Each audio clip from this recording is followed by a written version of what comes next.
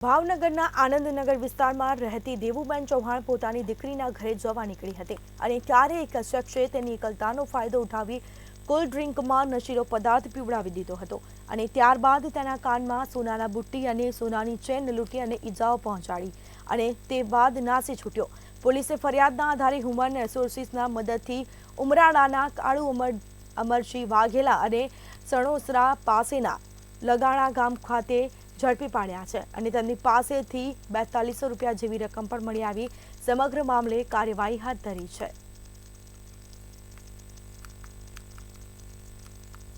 વૃદ્ધ દેવુબા કરીને સુરત જવાની બસ માટે ઊભા હતા અને રાતનો સમય હતો તો આરોપીએ સોડામાં કંઈ બેસૂદ થાય તેવું મિલાવી દીધી અને પછી આ બાને